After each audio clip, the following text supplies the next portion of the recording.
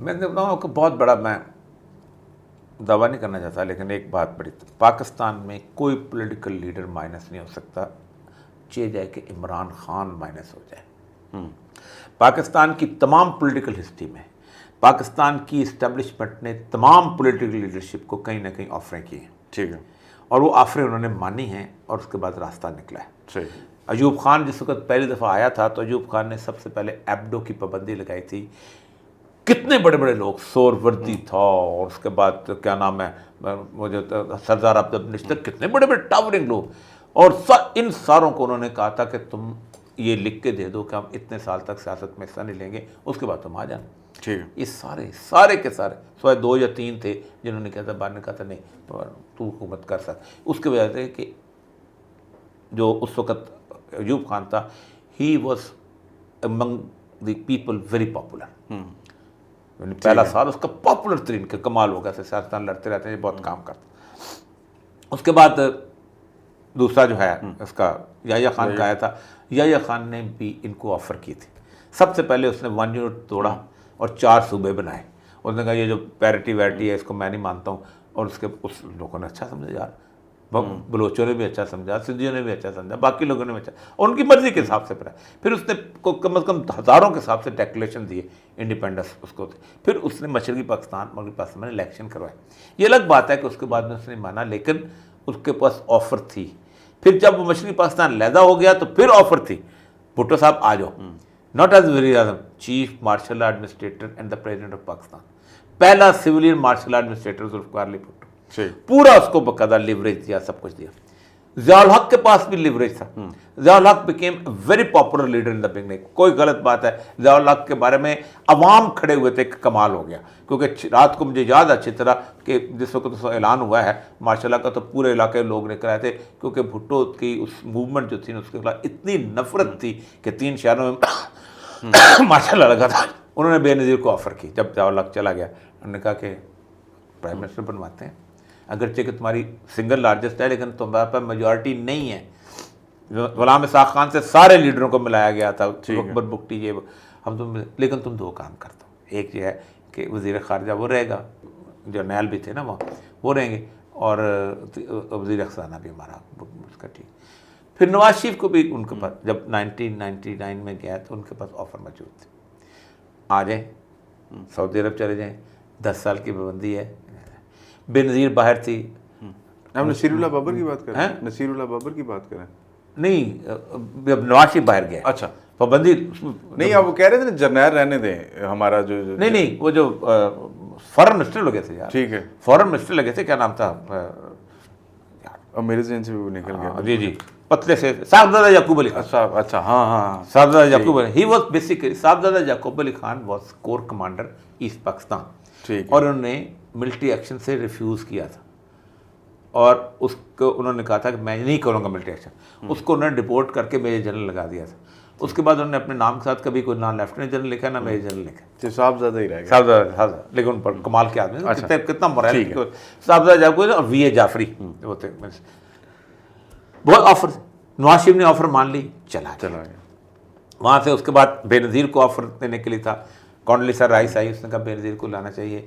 جس وقت یہ نواز شریف اور بے نظیر دونوں انگلینڈ کے اندر سائن کر رہے تھے، وہ کیا نام ہے سی او ڈی، ہاں، کیا ہے جمہوریت، کیا ہے اس کو، میثاق جمہوریت، چارٹر آف تو democracy. General Parvez Kayani D G I S I Dubai میں بیٹھ کے ڈیل کر رہا تھا این آر او کی، آفر کیا آ جاؤ، کیسز وڈرا کر دیں گے، ختم کر دیں گے، حکومت تمہیں دے دیں گے، آگے وہ بیچاری آگے، وہ اس نے بیسیکلی یہاں لیڈر بننے کی کوشش کی، اس نے وہ معاہدات کو ختم کر کے اس کی افتخار چودھری کی کمپین میں چل گئے، بم سے اڑا سکے، ٹھیک ہے۔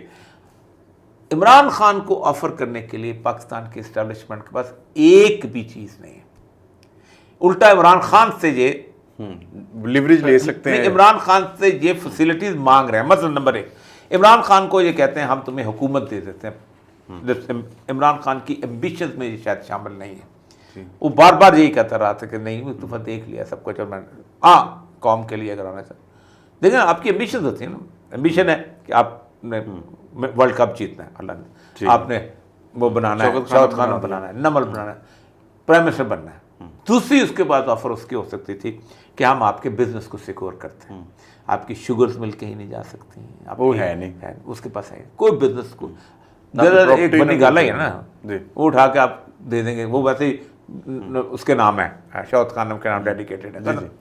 تیسری اس کے بعد آفر یہ ہو سکتی ہے کہ ہم اپنی اولاد کا مستقبل جو ہے وہ سیکور کرتے ہیں. وہ ادھر ہے نہیں, وہ بھی نہیں, آ بھی نہیں سکتی پالیٹکس کے اندر. ٹھیک ہے, ایک بیوی ہے نا جو نکلے, وہ بیوی آلریڈی جیل میں ہے. آخری آفر یہ ہوتی ہے کہ ہم تمہاری پارٹی جو ہے اس کو ہم ڈس آرگنائز نہیں کریں گے دوبارہ. عمران خان واحد پولیٹیشین ہے پاکستان کی تاریخ کا, بینظیر کی بھی کسی نہ کسی حد تک یہ چیز تھی, جس دن وہ باہر آیا جس کو یہ کہے گا یہ میری پارٹی ہے وہی پارٹی ہوگی, دوسری پارٹی نہیں ہوگی. خواہ علی من گنڈا پور ہو, خواہ وہ اکبر گوہر ہو, خواہ وہ مروت ہو, کوئی ہو, جس کو اگر وہ یہ کہے گا کہ یہ سارے لوگ میری پارٹی نہیں ہے عمران خان کے, عمران خان کو آپ یہ آفر نہیں دے سکتے. اس لیے ڈسکشن کیا ہو رہی ہیں, یہ ہم نے یہ ختم کر دیا, یہ ختم اس وقت آپ نے کر دیا جب وہ بندر بیٹھا ہوا ہے. جس دن وہ باہر آئے گا اس دن آپ یہ کہیں کہ ہم نے اس کی پارٹی ختم کر دی, پھر تو تم شیر کے بچے نظر آتے ہو نا, ایک آدمی تو اندر ہے, آپ اس کو کیسے کر سکتے. تو عمران خان سے اصل میں مانگا جا رہی ہیں رعایات, سال کے لیے خاموش ہو جاؤ, بنی گالا چلے جاؤ, اور وہ ان پہ مان نہیں رہے اور اسی وجہ سے ان کو جیل. یہی وجہ ہے. نہیں, اس لیے کہ عمران خان آفر, آپ آفر دیں گے تو ان کے ریٹرن وہ آفر دے گا نا. اس کی مطالبات دو ہیں, اس کے مطالبات اتنے جینون ہیں کہ جس کے اوپر کہ آپ 9 مئی کا فیئر ٹرائل کرا دو, اور اب تو اسے 26 کرا دیں, اور جوڈیشری کو آزاد کر دو. 2024 کا الیکشن بھی ختم کر دیا نا اس نے. ہاں جی, اس نے کہا جوڈیشری کو آپ سمپل آزاد کر دو واپس. اور یہ اس دنیا کے جوڈیشری پہ دیکھیں, بے شک جو کہ میں نے 3 مہینے جیل کاٹی ہے, جو کہ پاکستان کی تاریخ میں کسی فوجی آمر نے اور ڈکٹیٹر نے اتنا نقصان نہیں پہنچایا جتنا قاضی فائز نے پہنچایا. ٹھیک ہے, اس لیے کہ یہ اس نے پورے پاکستان کے نظام انصاف کو ختم کر دیا. میں نے آپ سے کہا نا, ایران میں کیوں سوسائٹی بچی ہوئی ہے, نظام انصاف قائم ہے. دنیا کی ہر سوسائٹی انصاف کی بنیاد پہ قائم ہے. تو ایک بات تو یہ ہے کہ ختم اس کو کوئی مائنس اس کو کوئی نہیں کر سکتا, مرنے کے بعد بھی مائنس نہیں کیا جا سکتا, اور زندہ اگر وہ اندر ہے تب بھی مائنس نہیں کیا جاتا, باہر آئے تب. اس لیے بہتر یہی ہے پاکستان کے مستقبل کے لیے کہ آپ کسی ایسی معاملے کے جو 2 مطالبے ایسے ہیں جن کے اوپر کچھ بھی آپ ایک دنیا کے کسی بھی سین مائنڈ کے سامنے رکھیں کہ وہ کہتا ہے جی انڈیپینڈنٹ, پہلے جوڈیشری کو آزاد کر دو, کوئی اس کو انفلوئنس نہ کرے. ٹھیک ہے, اور یہ بات دنیا میں ہر بندہ مانتا ہے کہ پاکستان کی جوڈیشری انفلوئنس ہے. پاکستان کی جوڈیشری اس وقت ایڈمنسٹریشن کا ایک ونگ بن چکی ہوئی, اس لیے منسٹری آف لا جو کرتی ہے بالکل وہ سارے ان کی اکثریت ہے. 26ویں ترمیم کے بعد تو کچھ نہیں. تو وہ کہتا ہے یہ, اور دوسرا وہ کہتا ہے کہ اپنا فیئر ٹرائل کرا لو, میں نہیں مانگتا کوئی. تو یہ دونوں چیزیں, یہ ہے ہماری موت. اب وہ ایک پروپیگنڈے شروع ہو چکے ہوئے ہیں, پتہ نہیں کیا کیا. کوئی ایک بات میں بتاؤں آپ کو, میں سیکٹری انفارمیشن رہا ہوں پاکستان, اور میری ایک سمری گئی تھی کہ انفارمیشن کا محکمہ بند کر دیا جائے. اچھا, یہ سب سے زیادہ دھوکھا والا محکمہ ہے. یہ جب کمپینیں چلاتے ہیں نا جی, اخبارات میں, ٹی وی میں, اشتہارات, تو حکمرانوں کو کہتے ہیں ہم نے 90% لوگ آپ کے حق میں کر دیے, تو ہوتے 9% بھی نہیں ہیں. ابھی بھی یہی ہو رہا ہے. 24 والے میں بھی یہی ہوا, 0 ادھر, ابھی بھی ادھر لگا ہوتے 9.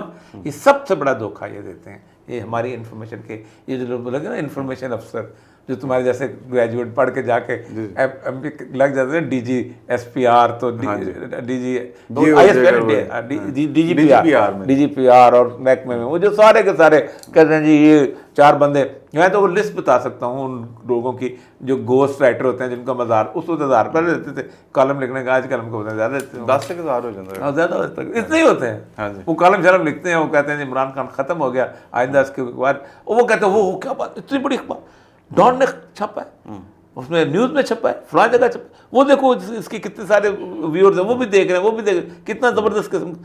لیکن بیسیکلی یہ وہ لوگ ہیں, خواہ وہ پاکستان کا سول ایس پی آر ہو یا D G S P R military intelligence کا ہو, یہ سارے ریئلٹی سے کٹے ہوئے لوگ ہوتے ہیں. اور اس کے بارے میں کہتا ہوں کہ جنرل لیفٹیننٹ جنرل کمال متین الدین کی کتاب جی ٹریجڈی آف ایرر پڑھیں. اس نے کہا ہے کہ اگر یہ رپورٹس بنانے والے نہ ہوتے تو مشرقی پاکستان کا سانحہ نہ ہوتا.